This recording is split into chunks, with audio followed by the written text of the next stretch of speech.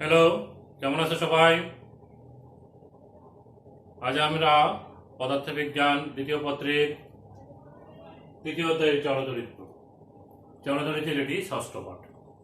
তো আমরা আজকে যে বিষয়টা আলোচনা করব সেটা হচ্ছে বর্তনীতে কোষের সমবায়। একাধিক কোষকে বর্তনীতে সংযোগ দেওয়ার প্রয়োজন হয়। তো আমরা দুজনেরই সংযোগ দিই। সাধারণত একটি হচ্ছে শ্রেণীর সমবায়, আরেকটা হচ্ছে সমান্তরাল সমবায়। শ্রেণীর সমবায় বা শ্রেণীর সংযোগ হচ্ছে বর্তনীতে একটা কোষকে একাধিক কোষকে আমরা যুক্ত করব। কিভাবে? একটা কোষকে তার ধনাত্মক প্রান্তের সাথে অপর একটা ঋণাত্মক, দ্বিতীয়টার ধনাত্মকের সাথে তৃতীয়টার ঋণাত্মক, এইভাবে পরপর যুক্ত করলে তখন সেই সমবায়কে আমরা বলি শ্রেণীর সমবায়, আর সংযোগকে আমরা বলে থাকি শ্রেণীর সংযোগ। আর যখন প্রত্যেকটা কোষের ধনাত্মক প্রান্তগুলো বর্তনীর এক বিন্দুতে, ঋণাত্মক প্রান্তগুলো বর্তনীর অপর এক বিন্দুতে সংযুক্ত করি, তখন সেটি হয় সমান্তরাল সমবায়। এখন প্রশ্ন হচ্ছে, এই সংযোগগুলো প্রয়োজন হয় কিভাবে, কেন? আমাদের কখনো কখনো বেশি মানের প্রবাহ প্রয়োজন হয়ে থাকে, আবার কখনো কম মানের প্রবাহ প্রয়োজন হয়। তখন কোষগুলোকে আমাদেরকে সংযোগ করতে হয়, একাধিক কোষকে সংযোগের প্রয়োজন হয়। এই বেশি মানের প্রবাহ পাওয়ার জন্য সাধারণত আমরা শ্রেণী সংযোগ করে থাকি, আর কম মানের প্রবাহের ক্ষেত্রে আমরা সমান্তরাল সমবায় করে থাকি। তো কিভাবে অধিক মানের প্রবাহ পাবো, কিভাবে আমরা কম মানের প্রবাহ পাবো, কিংবা কখনো কখনো দেখা যায় যে আমি বেশি মানের প্রভাব পেতে গিয়েও কম মানের প্রভাব পেয়ে যাচ্ছি, তাহলে কেন এরকম হয় সেই বিষয়গুলো আমরা একটু পরখ করে দেখব। তো সবাইকে স্বাগত জানাচ্ছি আজকের ক্লাসে। তো আমরা প্রথমে শ্রেণী সমবায় কোষের শ্রেণী সংযোগ বা শ্রেণী সমবায় আলোচনা করব।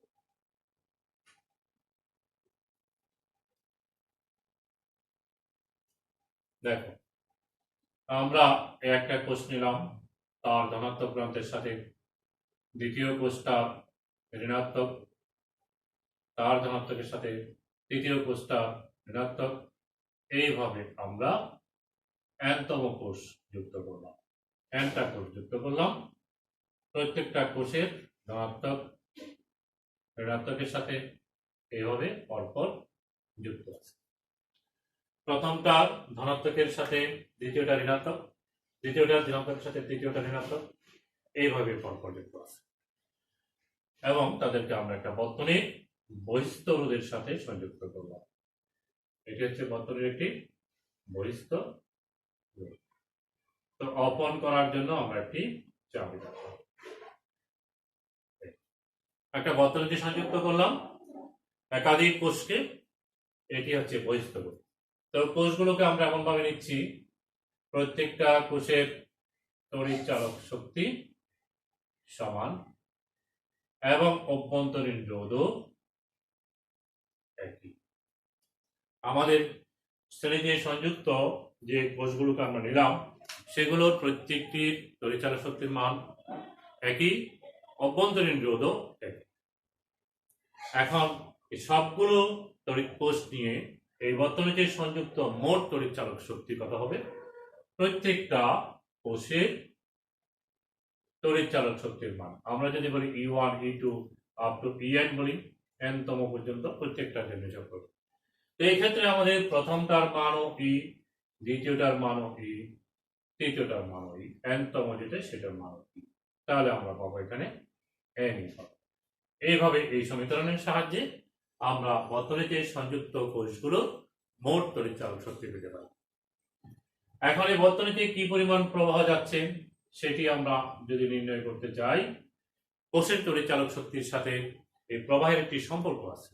সেই সম্পর্কটা হচ্ছে কি, I প্রবাহমাত্রা কোষের তড়িৎ চালক শক্তি ডিভাইডেড বাই বর্তনীর বহিস্থ রোধ প্লাস কোষের অভ্যন্তরীণ রোধ।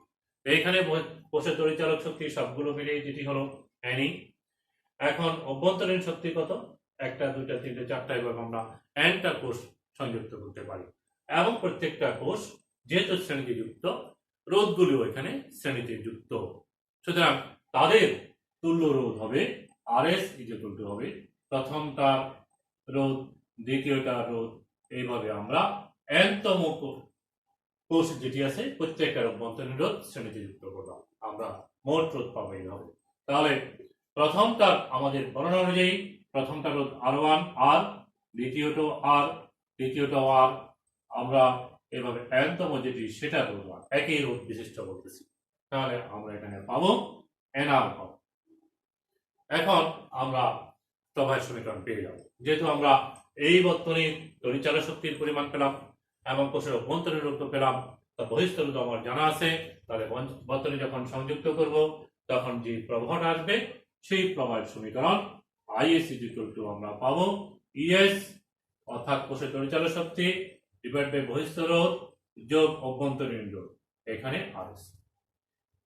এই মানগুলো আমরা এখানে ES এবং RS এর মান বসিয়ে দিই, তাহলে আমরা পাবো NE divided by R plus NR। এটি হচ্ছে আমরা যখন একটা বর্তনীকে একাধিক কোষকে যখন বর্তনীতে শ্রেণী সমবায় যুক্ত করি, তখন ওই বর্তনীর প্রবাহমাত্রার সমীকরণ হবে IS NE divided by R plus NR। এখানে N হচ্ছে কোষের সংখ্যা, E হচ্ছে প্রত্যেকটি কোষের তড়িৎচালক শক্তির পরিমাণ, আর R হচ্ছে প্রত্যেকটি স্মল r হচ্ছে প্রত্যেকটি কোষের অভ্যন্তরীণ রোধ, ক্যাপিটাল R হচ্ছে বর্তনীর বহিঃস্থ রোধ। খেয়াল রাখতে হবে বর্তনীর বহিঃস্থ রোধ কিন্তু শ্রেণী সমবায় একাধিক থাকতে পারে, সমান্তরাল সমবায় থাকতে পারে, তখন সেই বহিঃস্থ রোধটাই যাই হয় টোটাল সবগুলো মিলেই সেটি আমাদের করতে হবে। আমরা অনেক সময় হায়ার অর্ডারে সেরকম প্রশ্ন পেতে পারি। তাহলে এখন বলি এখানকার মূল বিষয়টা জানা দরকার। আমরা ইকুয়েশন পেয়ে গেলাম, ইকুয়েশন পাওয়ার পরে আর একটু কথা বলি। আমি কিন্তু এখানে মানগুলো E1 E2 E3 এর মান ভিন্ন ভিন্ন পেতে পারি, আমাকে দিতে পারে। আমরা যখন উচ্চতর দক্ষতার প্রশ্ন করব তখন আমাদেরকে সেরকম প্রশ্ন দিতেই পারে। প্রত্যেকটা কোষের তড়িৎচালক শক্তির মান সমান নাও বলতে পারে, তাহলে 4টা যুক্ত করলো, 3টা যুক্ত করলো, সেরকম করে আমাকে বললো, তখন কিন্তু আমরা সবগুলোকে সমান ধরতে পারবো না, সবগুলো আলাদা আলাদা ধরে ধরে তারপর আমার এখানে ES বের করতে হবে।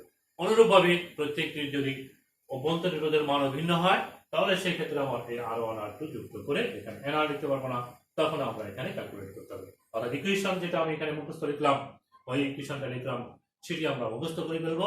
তখন যখন আমরা মুখস্থ করে আমরা প্রয়োগ করতে পারবো, তখন যখন আমার প্রত্যেকটা কোষের তড়িৎচালক শক্তির মান এবং অভ্যন্তরীণ রোধ এক হয়। কিন্তু যদি কোষের তড়িৎচালক শক্তির মান ভিন্ন ভিন্ন, অভ্যন্তরীণ রোধ ভিন্ন ভিন্ন, তখন সেই ক্ষেত্রে আমার এই বর্তনীতে সংযুক্ত মোট তড়িৎচালক শক্তির পরিমাণ কত সেটা জানতে হবে, এবং প্রত্যেকটা কোষের রোধ হিসাব করে করে আমাকে এখানে শ্রেণী সংযোগের মোট আমার তুল্য রোধের পরিমাণ কত সেটি হিসাব করতে হবে।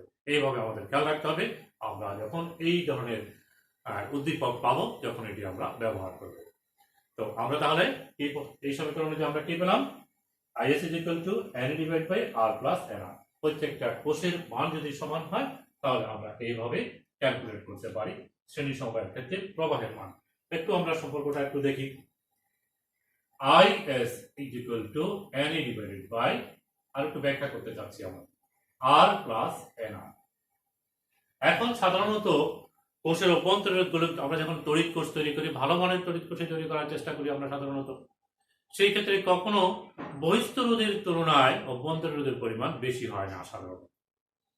তাহলে সেই ক্ষেত্রে আমরা বলবো R ইজ যেহেতু গ্রেটার দেন স্মল r, বহিঃস্থ রোধের পরিমাণ যেহেতু অভ্যন্তরীণ রোধ থেকে অনেক বেশি, সেই জন্য NR কে আমরা নেগলেক্ট করতে পারি। সেই কারণে NR কে আমরা 0 লিখতে পারি। যেহেতু R এর মান অনেক বড় স্মল r থেকে, কোষের অভ্যন্তরীণ রোধ থেকে, সেই কারণে NR কে আমরা নেগলেক্ট করি। যদি নেগলেক্ট করি আমরা, তাহলে আমরা এখানে ইকুয়েশন পাবো IS হচ্ছে NE ডিভাইডেড বাই R, অর্থাৎ N into E by R। E by R এটি হচ্ছে যদি আমরা একটা R রোধ সম্পন্ন একটি বহিঃস্থ রোধ সম্পন্ন একটি বর্তনীতে E তড়িৎচালক শক্তি দিই, এবং সেই কোষের যদি কোনো অভ্যন্তরীণ রোধ না থাকে, আমরা অভ্যন্তরীণ রোধ একেবারে নগণ্য বিবেচনা করি, তখন তার প্রভাব পাই। তার মানে আমি এখন যে প্রভাবটা পেলাম সেটা হচ্ছে একটা মাত্র কোষ ব্যবহার করলে তার N গুণ। আবার বলবো, দেখো আমি যখন Nটা কোষ ব্যবহার করলাম, তখন যে প্রবাহটা পেলাম সেটি হচ্ছে IS = NE divided by R। E divided by R এটি হচ্ছে E ডিভাইডেড বাই R এটি হচ্ছে একটা মাত্র কোষের জন্য R রোধের। যদি একটা কোষ হতো তখন তার প্রবাহ, তাহলে আমরা nটা কোষ ব্যবহার করার কারণে প্রবাহটা আমরা n গুণ পেলাম। এটি আমি বুঝাতে চাচ্ছি। তাহলে আমরা যদি বর্তনীতে কোষকে শ্রেণী সমবায়ে যুক্ত করি তাহলে আমরা পাবো n × I, অর্থাৎ একটা কোষের যে প্রবাহ তার n গুণ পাবো শ্রেণী সমবায়ের জন্য। তাহলে অধিক মানের প্রবাহ পাওয়ার জন্য কোষগুলোকে বর্তনীতে আমরা শ্রেণী সমবায়ে যুক্ত করব। এবার আসো আমরা যদি বলি যে কোষগুলোর ক্ষেত্রে বহিস্থ রোধের পরিমাণের চেয়ে মান অনেক ছোট, অভ্যন্তরীণ রোধের মান বেশি, বহিস্থ রোধের পরিমাণ একেবারেই ক্ষুদ্র, তাহলে সেই ক্ষেত্রে বিপরীত ঘটনা ঘটবে। তখন আমরা দেখব যে কি আমার nটা কোষ ব্যবহার করে কোনো লাভ হচ্ছে না, একটা কোষের মতোই হচ্ছে। তাহলে বহিস্থ রোধের পরিমাণ যদি অভ্যন্তরীণ রোধের চেয়ে অনেক কম হয় তাহলে প্রবাহটা আমরা ঠিক n গুণ পাবো না। আচ্ছা, তাহলে আমাদের কিন্তু সাধারণত আমরা দেখে থাকি যে কি অভ্যন্তরীণ রোধের পরিমাণ কম হয়ে থাকে, এই যে ঘটনাটা ঘটে তখন আমরা কে নেগলেক্ট করব। নেগলেক্ট করলে আমাদের ইকুয়েশনে একটা শূন্য বসাবো, শূন্য বসালে এই সমীকরণটা পাবো NE ডিভাইডেড বাই R, অর্থাৎ NE × E/R। E/R হচ্ছে একটা কোষের প্রবাহ। তাহলে আমরা তখন বলতে পারি যে অধিক মানের প্রবাহ পেলাম, মানে n গুণ প্রবাহ পেলাম শ্রেণী সমবায়ের কারণে। তাহলে অতএব আমরা এই সিদ্ধান্তে আসতে পারি একাধিক কোষকে শ্রেণীতে যুক্ত করলে প্রবাহের মান অধিক পরিমাণে পাবো। এখন আসো আমরা আমাদের দ্বিতীয় অংশটা আজকের পড়া, সেটি হচ্ছে কি আমরা সমান্তরাল সমবায় দেখাবো। সমান্তরাল সমবায়ের ক্ষেত্রে আমরা প্রবাহের সমীকরণ বের করব। সমান্তরাল সমবায় যখন একাধিক কোষকে আমরা সমান্তরালে যুক্ত করব। সমান্তরালে যুক্ত করব কিভাবে? আমরা একাধিক কোষ নিচ্ছি, এই একটা কোষ, আরেকটা কোষ, দুইটা, এভাবে তিনটা, চারটা, পাঁচটা, ছয়টা, অসংখ্য মনে করলাম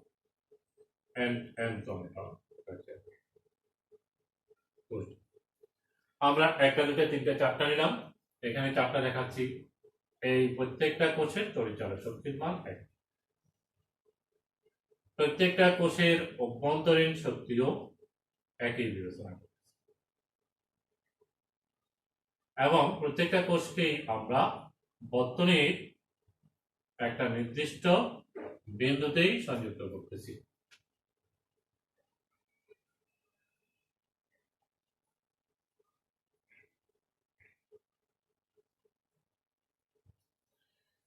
আমরা সংযুক্ত করে দিলাম প্রত্যেকটা কোষকে ধনাত্মক প্রান্তগুলো একটি বর্তনীর এক বিন্দুতে। এটা বহিস্থ রোধ। এখানে আমরা প্রবাহটা পাবো, একটা চাবি রাখলাম, অপন্তন একটা বর্তনী আঁকি দেখালাম, যেখানে আমরা একাধিক কোষকে সমান্তরালে যুক্ত করলাম। সমান্তরাল কিভাবে যুক্ত করব? প্রতিটি কোষের ধনাত্মক প্রান্ত বর্তনীর এক বিন্দুতে, ঋণাত্মক প্রান্ত অপর এক বিন্দুতে সংযুক্ত। এরকম যদি আমরা সংযোগ দিই কোষের, তাহলে সেটি হবে সমান্তরাল সমবায়। এই সমবায়ের ক্ষেত্রে আমার প্রবাহের মান কত হবে সেটি আমরা নির্ণয় করব। আমরা জানি বর্তনীর প্রবাহ এবং তড়িৎচালক শক্তির সম্পর্ক হচ্ছে I = E divided by capital R, অর্থাৎ ডিভাইডেড বাই স্মল r। আমরা জানি I = হচ্ছে E divided by R plus R। বর্তনীর প্রবাহ, তড়িৎচালক শক্তি, বহিস্থ রোধ, অভ্যন্তরীণ রোধ। এখানে তড়িৎচালক শক্তি এখানে কয়টা আছে? এখানে আমার n সংখ্যক কোষ যুক্ত আছে। তাহলে তাদের তড়িৎচালক শক্তি E = হবে, আমরা বলবো E হবে। কেন?